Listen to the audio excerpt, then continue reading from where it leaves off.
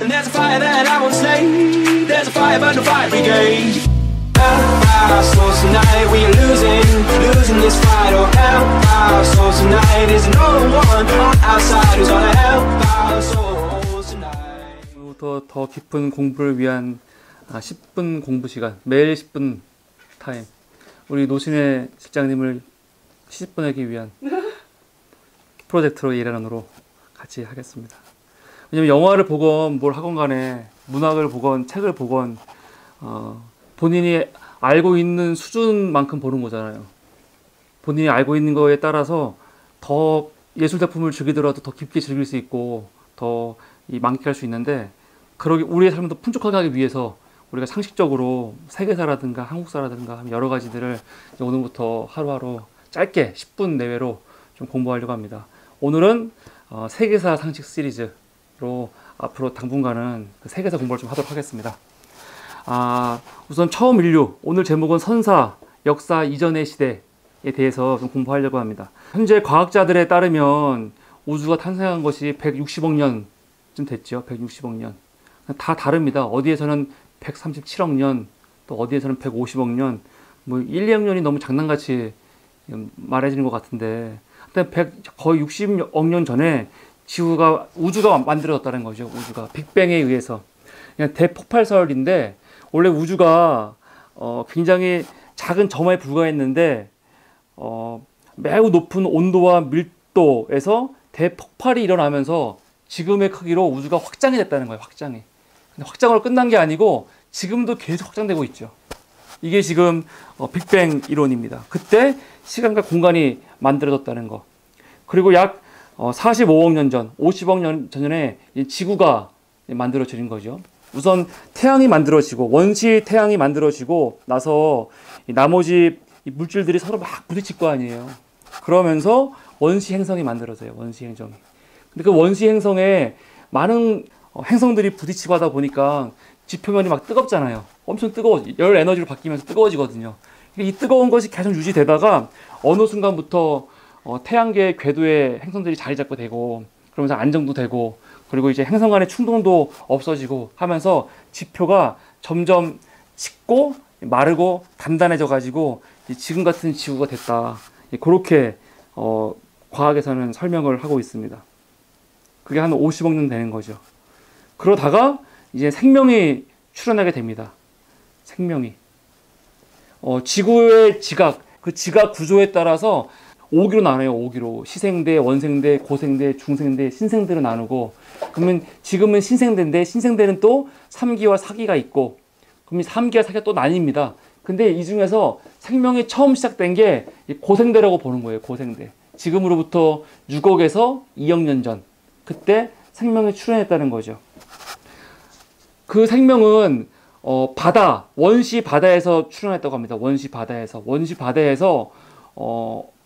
에너지가 있고, 그리고 어떤 작용에 의해서 이제 우연히 나오는 거죠. 이례적으로 어떤 에너지와 우연에 의해서 생명이 나왔고, 그 생명은 단세포였겠죠. 그 단세포에서 점점 복잡한 생물로 발전하면서 육지로 나오고, 결국 지금 우리 인류가 되었다는 게 이제 진화론에서 얘기하는 그거죠.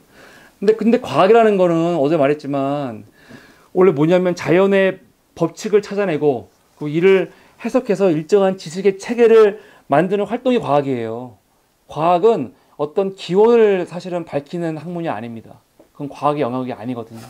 과학은 항상 이 원리나 법칙, 반복되는 원리나 법칙을 보고, 그걸 보고 반복되는 현상을 보고 여기서 원리와 법칙을 발견하고, 그리고 일정한 지식의 체계를 만드는 게 과학이지, 이례적으로 끝나는 걸 가지고 뭔가의 기원은 이례적으로 끝나는 거잖아요. 생명이 우연히 만들어지는 거는 이례적으로 끝난 거 아니에요. 지금도 어딘가에서 갑자기 생명이 나타나지 않잖아요. 지금은. 안 그래요? 만약에 생명의 기원이 우연히 만들어진 거라면 어느 순간 지금도 어디선가 우연히 만들어진 존재들이 있어야지. 근데 지금은 그렇게 아무도 안 믿거든요. 최초의 생명만 그렇게 서로 믿고 있는 거야. 종교건 아니면 과학이건 간에. 근데 이 영역은 신화나 종교에서 말하는 영역이지, 과학에서 이렇게 말하는 거는 제가 생각할 때는 좀 이해할 수 없는 부분인데, 하여간 그렇기 때문에 추론밖에 할 수 없는 거죠. 우주의 기원이나 인류의 기원은 과학도 추론밖에 할 수 없다. 실증할 수 없고 증명할 수 없는. 그러다가 6억 2억 년 전에 생명이 탄생됐죠. 그러다가 인류, 인간이라고 부를 수 있는 존재들 이 출현한 게 약 500만 전입니다. 500만 전. 그때 오스트랄로피테쿠스가 출현했다는 거죠. 500만 년 전. 구글에서 오스트랄로피테쿠스 그 유골이 발견되고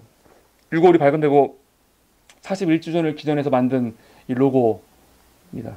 오스트랄로피테쿠스는 사실 동물하고 거의 유인원에 가까워요. 지금의 인간과 유인원, 원숭이, 침팬지를 본다면 오스트랄로피테쿠스는 사람보다 이 원숭이와 침팬지에 가까운 사실은 종류죠.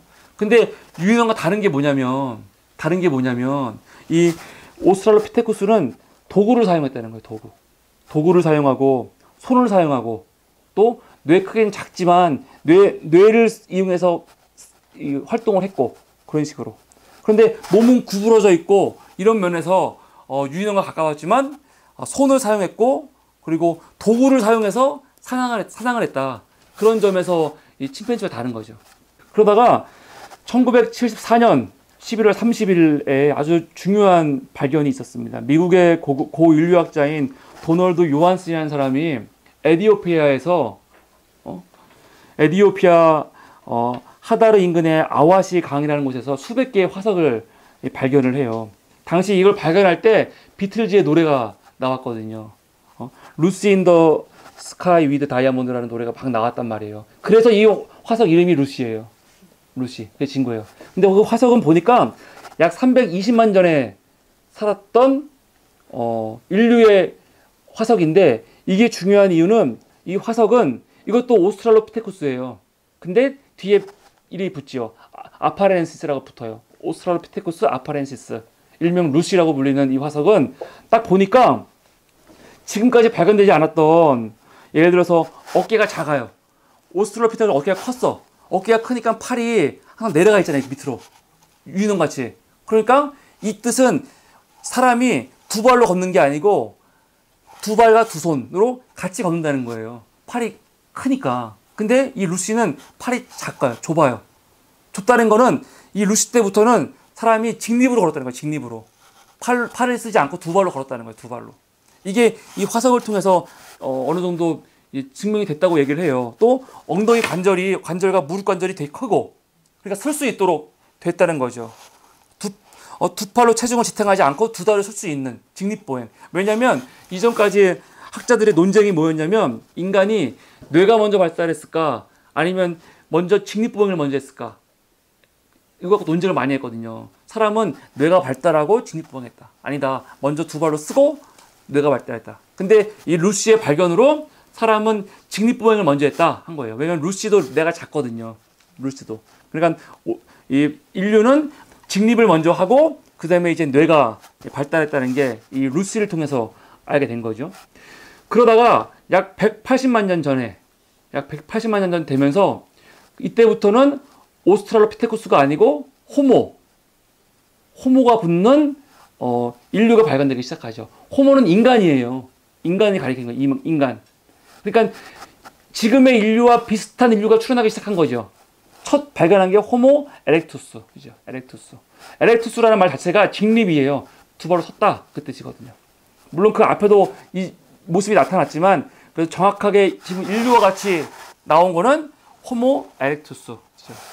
이 호모 에렉투스가 다른 점, 지금까지와 불을 사용하는 거, 불을 사용하게 됐다는 거. 우리가 보통 뭐 베이징인, 자바인, 혹은 하이델베르크인 이런 얘기 많이 하거든요. 이게 다 호모 에렉투스에 포함되는 것들이에요. 불과 언어를 사용했고 나름대로 지금 같은 언어인지 아니면 어떤 언어인지 모르겠는데 소통할 수 있는 뭔가 언어를 사용했다는 거. 근데 이 사람들은 불을 사용하지만 불을 만들 수는 없어요. 불을 만들 수는 없어. 뭐 용암이라든가 아니면 번개가 쳐가지고 나무가 불이 났다고 하면 그럼 불씨를 가지고 불씨를 보관하면서 사는 거죠. 불씨를 보관하면서. 그러니까 불씨가 굉장히 중요하겠지. 그 사람들한테는 불씨가. 그래서 이런 불씨를 다루고 있는 영화 같은 것도 꽤 종종 있어요. 그리고 이 사람들은 도끼를 사용했어요. 주먹도끼. 그러니까 도구를 사용한 거잖아요. 주먹도끼. 주먹도끼는 뭐냐면 돌을 그냥 깨트려요. 깨트리면은 돌이 깔끔하게 깨지는 게 아니고 뭔가 잘못하게 깨질 거 아니에요. 그래서 한쪽은 막 빼죽하기도 하고 그대로 쓰는 거예요. 그냥 이렇게. 대신 손으로 잡을 수 있게 좀 편하게. 그러니까 있는 걸 그냥 쓰는 게 아니고 나름대로 지혜를 써서 이걸 깨트려 가지고 썼다 해서 하는 거죠. 이게 이제 주먹도끼라고 보통 사용하죠. 경기도 연천에 가면은 전곡 선사박물관이 있어요. 이렇게 되게 잘 해놨어요. 선사박물관. 여기 가면은 이렇게 선사 시대 모습들, 유물들 만들어놨거든요. 여기 가면 이제 그런 것들을 볼 수 있는데 나중에 우리 ING에서 한번 가면 또 재밌을 것 같긴 해요. 그렇게 먼 곳이 아니니까. 그러다가 지금 인류와 조금 더 가까운 인류가 뭐냐면 호모 사피엔스예요. 호모 사피엔스. 현재 인류의 조상이라고 할 수 있는 거예요. 크로마뇽인 혹은 뭐 그라발디인 또 중국에서 발견된 상동인 이게 다 호모 사피엔스에 포함이 되죠. 이 사람들은 사냥도 하고 물고기도 잡고 식물을 채집해요. 수렵 생활을 하는 거죠. 수렵 생활을. 직접 무기를 만들어 가지고 그걸로 화살이나 창을 만들어 가지고 동물을 잡고 그렇게 하는 거예요. 그래서 이 호모 사피엔스들이 아시아와 아프리카, 유럽, 아메리카 등지로 막 퍼지는 거죠. 퍼지고 이 호모 사피엔스들이 퍼진 지역에 따라서 황인종, 흑인종, 그리고 백인종이 나뉘게 되는 거예요. 이 호모 사피엔스부터는요 혼자서 사냥하는 게 아니고 사람들이 협동해서 사냥을 하는